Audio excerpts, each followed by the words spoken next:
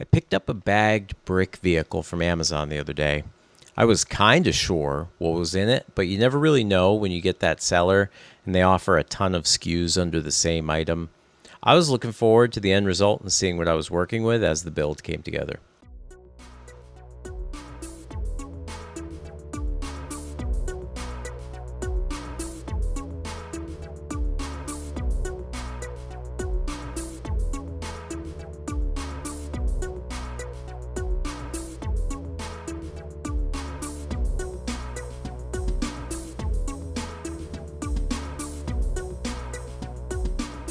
The build was pretty straightforward. I opened one bag and all the bricks fell out in a lump. There was one lonely brick that was just floating around loose in the packaging, and the instructions were very clear.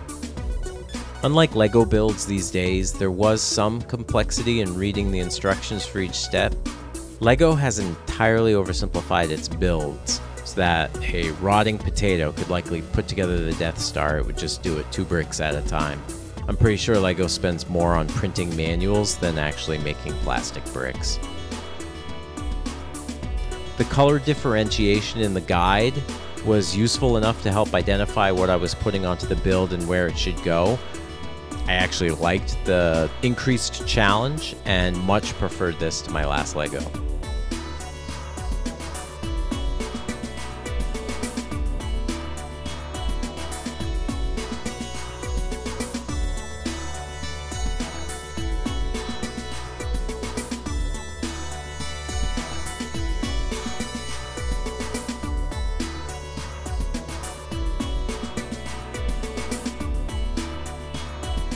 The bricks came together pretty well in terms of staying together.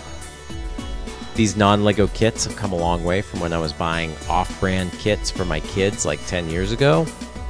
I didn't have any frustration in getting 2 pieces to fit together and stay together, and the end result is the car is pretty solid. It's not rock solid, but this has more to do with the design of the car here than the quality of the bricks themselves. There are a lot of complicated curves, particularly the rear quarter panel, the back end of the greenhouse, and in particular the way the rear clip attaches to the chassis lends itself to a lot of wobble.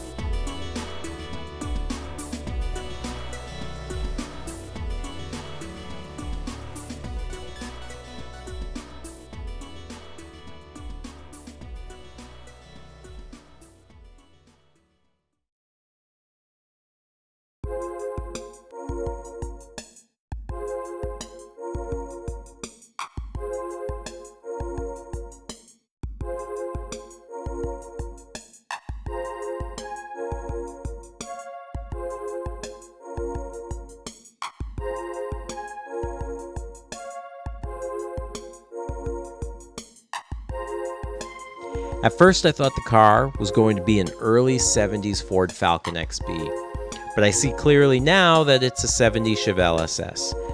Frankly, it does a pretty good job replicating it. If I owned a Chevelle SS, I would like to have this model in my garage next to it, because how often does LEGO actually make your exact vehicle? That would be pretty cool. Fun build, 8 out of 10. Final product, maybe 6 or 7 out of 10. Overall, 8 out of 10 is fair, with an extra point included for value.